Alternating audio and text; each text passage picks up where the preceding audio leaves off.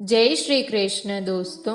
इस वीडियो के अंत में एक कहानी के माध्यम से सुंदर सीख दी गई है, तो वीडियो को अंत तक जरूर देखना और चैनल को अभी तक सब्सक्राइब नहीं किया है तो सब्सक्राइब कर लो।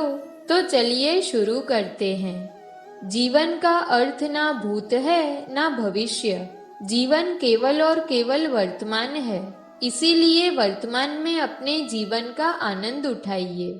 श्री कृष्ण कहते हैं, मित्र और साथी मनुष्य के व्यक्तित्व के लिए सबसे महत्वपूर्ण होते हैं। आप कहेंगे कैसे? मनुष्य खुद अपने व्यक्तित्व के लिए उत्तरदायी होता है, परंतु संगति में ना चाहते हुए भी उसका व्यक्तित्व संगत की भांति हो जाता है। मान लीजिए एक पात्र में जल है, दूसरे में दूध है और तीसरे में मलिन कीचड़ रखा हुआ है। यदि जल को दूध में मिला दे तो ये जल दूध बन जाता है, और यदि इसी जल को हम मलिन कीचड़ में मिला दे तो ये जल कीचड़ बन जाएगा। लेकिन ऐसा संभव नहीं है कि जल बिना घुले मिले दूध या कीचड़ में अपना अस्तित्व बनाए रखे या उनसे अलग रहे। और ठीक ऐसा ही मनुष्य के जीवन में भी होता है। यदि एक गुणहीन व्यक्ति गुणवानों की संगत में बैठे तो लोग उसे क्या समझेंगे? गुणवान। उसे सम्मान का पात्र समझा जाएगा। और यदि एक गुणवान व्यक्ति गुणहीनों की संगत में जा बैठे तो उसे भी तिरस्कार मिलता है। इसलिए अपने जीवन में सदैव संगति सोच समझकर सावधानी से चुनिए। श्री कृष्ण कहते हैं, वो सब कुछ करो जो तुम्हें करना है, लेकिन लालच से नहीं, अहंकार से नहीं, वासना से नहीं, ईर्ष्या से नहीं, बल्कि प्रेम, करुणा और भक्ति के साथ। श्री कृष्ण कहते हैं, नरक के 3 द्वार है, काम, क्रोध और लोभ। जो व्यक्ति कामी प्रवृत्ति का होता है, जिसके मन में लोभ होता है और जो अत्यधिक क्रोधी स्वभाव का होता है, उसके लिए नरक के द्वार सदैव खुले होते हैं। अर्थात ऐसे व्यक्ति को तो सिर्फ नरक में ही जगह मिलती है। मनुष्य सब कुछ चाहता है पर सब कुछ उसे मिल नहीं सकता। आपको जो नहीं मिला उसके लिए पश्चाताप मत करो, और जो आपसे खो गया, आपसे अलग हो गया, उसके लिए निराश भी मत हो। समय एक सा नहीं रहता। आज दुख है तो कल सुख भी आएगा, और सुख के बाद दुख आना भी स्वाभाविक है। श्री कृष्ण कहते हैं, मनुष्य भी बड़ा विचित्र प्राणी है। अपने से नीचे के स्तर के लोगों को हीन की दृष्टि से देखता है, उनका मजाक उड़ाता है, उनसे बार बार कहता है कि तुम्हारा कुछ नहीं हो सकता, तुम भविष्य में कुछ नहीं कर पाओगे। जब मनुष्य के पास धन, संपत्ति, मान, सम्मान होता है तो दूसरों का आदर नहीं करता, परंतु वो एक बात भूल जाता है कि उससे भी अधिक शक्तिशाली कोई है, और वो है समय। समय अपना चक्र कब बदलेगा ये कोई नहीं जानता। समय अपनी करवट कब लेगा ये कोई नहीं जानता। कोयला भी समय के साथ हीरे में परिवर्तित हो जाता है। इसीलिए जीवन में कभी भी किसी का मजाक नहीं उड़ाना चाहिए। श्री कृष्ण कहते हैं, निस्वार्थ कर्म को अपने जीवन में अपनाइए। जो विधाता के लेख में होता है उसी का फल हमें मिलता है। विधि के विधान को स्वयं ईश्वर भी नहीं टाल सकते। जिस व्यक्ति के पास आपके लिए मान, सम्मान और कदर ना हो, उनके साथ रहना व्यर्थ है। वो सदैव आपके लिए शत्रुता का भाव रखते हैं। ऐसे व्यक्तियों के साथ रहने से उत्तम है आप अकेले रहे। इस जीवन में अधिक सरल होना भी अनुचित है।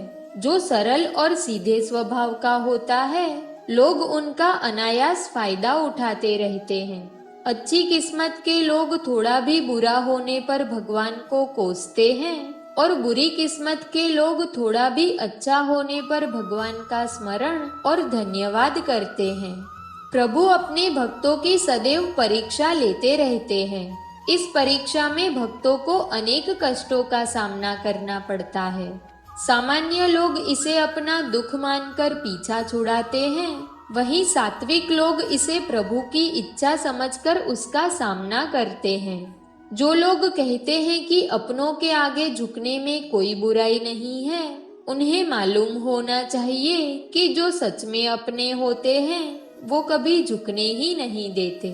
दिव्यता केवल शक्तिशाली होने में नहीं, बल्कि दूसरों में शक्ति जागृत करने में है। जब लोग आपकी बुराई करें तो परेशान ना हो, क्योंकि वो लोग आपको महत्व देने का कोई और तरीका नहीं जानते। सबसे इस तरह का व्यवहार कीजिए कि कोई आपके बारे में बुरा भी कहे तो कोई उस पर विश्वास ना करे। हम ना बोले फिर भी वो सुन लेता है, इसलिए उसका नाम परमात्मा है। और वो ना बोले फिर भी हमें सुनाई दे, उसी का नाम श्रद्धा है। अगर कोई व्यक्ति शिक्षा से पहले संस्कार, व्यापार से पहले व्यवहार और भगवान से पहले माता पिता को पहचान ले तो जिंदगी में कभी कठिनाई नहीं आएगी। स्वार्थ संसार का एक ऐसा कुआं है जिसमें गिरकर निकल पाना बड़ा कठिन होता है। आपने चुंबक को तो देखा ही होगा, कैसे वो लोहे की ओर आकर्षित होता है, पर वो लोहे को कैसे अपनी ओर आकर्षित करता है, क्योंकि उसके स्वभाव में ही आकर्षण है। हम सबके भीतर एक ऐसा ही चुंबक होता है, विचार का चुंबक, जो सदा अपने ही जैसे विचारों को आकर्षित करता है।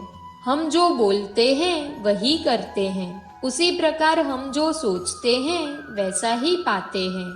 साधु ईश्वर का नाम जपता है तो उसे ईश्वर मिल जाता है, अर्थात फल हमारी सोच पर ही निर्भर करता है। इसलिए हमेशा सकारात्मक सोचिए। एक शहर में एक परिश्रमी, ईमानदार और सदाचारी लड़का रहता था। माता पिता, भाई बहन, मित्र और रिश्तेदार उससे बहुत प्यार करते थे। सबकी सहायता के लिए तत्पर रहने के कारण पड़ोसी से लेकर सहकर्मी तक उसका सम्मान करते थे। सब कुछ अच्छा था, किंतु जीवन में वो जो सफलता प्राप्ति का सपना देखता था वो उससे कोसों दूर था। वो दिन रात जी जान लगाकर मेहनत करता, किंतु असफलता ही उसके हाथ लगती। उसका पूरा जीवन ऐसे ही निकल गया और अंत में जीवन चक्र से निकलकर वो काल चक्र में समा गया। उसने जीवन में अच्छे कर्म किए थे, इसलिए उसे स्वर्ग की प्राप्ति हुई। देवदूत उसे लेकर स्वर्ग पहुँचे। स्वर्गलोक का अलौकिक सौंदर्य देखकर वो मंत्रमुग्ध हो गया और देवदूत से बोला, ये कौन सा स्थान है? देवदूत ने कहा, ये स्वर्गलोक है। तुम्हारे अच्छे कर्म के कारण तुम्हें स्वर्ग में स्थान प्राप्त हुआ है। अब से तुम यहीं रहोगे। ये सुनकर वो खुश हो गया। देवदूत ने उसे वो घर दिखाया जहाँ उसके रहने की व्यवस्था की गई थी। वो एक आलीशान घर था, इतना आलीशान कि उसने अपने जीवन में कभी नहीं देखा था। देवदूत उसे घर के भीतर ले गया और एक एक करके सारे कक्ष दिखाने लगा। सभी कक्ष बहुत सुंदर थे। अंत में वो उसे एक ऐसे कक्ष के पास लेकर गया जिसके सामने स्वप्न कक्ष लिखा हुआ था। जब वो उस कक्ष के अंदर पहुंचा तो ये देखकर दंग रह गया कि वहाँ बहुत सारी वस्तुओं के छोटे छोटे प्रतिरूप रखे हुए थे। ये वही वस्तुएं थी जिन्हें पाने के लिए उसने आजीवन मेहनत की थी, किंतु हासिल नहीं कर पाया था। आलीशान घर, कार, उच्च अधिकारी का पद और ऐसी बहुत सी चीजें जो उसके सपनों में ही रह गई थी। वो सोचने लगा कि इन चीजों को पाने के सपने मैंने धरती लोक में देखे थे, किंतु वहाँ तो मुझे ये मिले नहीं। अब यहाँ इनके छोटे प्रतिरूप इस तरह से क्यों रखे हुए हैं? वो अपनी जिज्ञासा पर नियंत्रण नहीं रख पाया और पूछ बैठा, ये सब यहाँ इस तरह, इसके पीछे का क्या कारण है? देवदूत ने उसे बताया, मनुष्य अपने जीवन में बहुत से सपने देखता है और उनके पूरे होने की कामना करता है, किंतु कुछ ही सपनों के प्रति वो गंभीर होता है और उन्हें पूरा करने का प्रयास करता है। ईश्वर और ब्रह्मांड मनुष्य के हर सपने को पूरा करने की तैयारी करते हैं, लेकिन कई बार असफलता से हताश होकर और कई बार दृढ़ निश्चय की कमी के कारण मनुष्य उस क्षण प्रयास करना छोड़ देता है जब उसके सपने पूरे होने वाले होते हैं। उसके वही अधूरे सपने यहाँ प्रतिरूप के रूप में रखे जाते हैं। इसलिए तुम्हारे सपने भी यहाँ प्रतिरूप के रूप में रखे गए हैं। तुमने अंत समय तक हार ना मानी होती तो उसे अपने जीवन में प्राप्त कर चुके होते। लड़के को अपने जीवन काल में की गई गलती समझ आ गई, किंतु मृत्यु के पश्चात अब वो कुछ नहीं कर सकता था। इस कहानी से हमें यही सीख मिलती है कि किसी भी कार्य को पूर्ण करने की दिशा में अगर आप आगे बढ़ रहे हैं तो उसे दृढ़ निश्चय के साथ कीजिए। चाहे कितनी भी मुश्किलें क्यों न आए, चाहे कितनी भी बार असफलता का सामना क्यों न करना पड़े, पर अपने सपने को पूरा करने की दिशा में तब तक प्रयास करते रहिए जब तक वो पूरे नहीं हो जाते। अन्यथा समय निकल जाने के बाद ये मलाल रह जाएगा कि काश मैंने थोड़ा प्रयास और किया होता। अपने सपनों को अधूरा मत रहने दीजिए। दृढ़ निश्चय और अथक प्रयत्न से उसे हकीकत में तब्दील करके ही दम लीजिए। श्री कृष्ण सदैव आपके साथ है।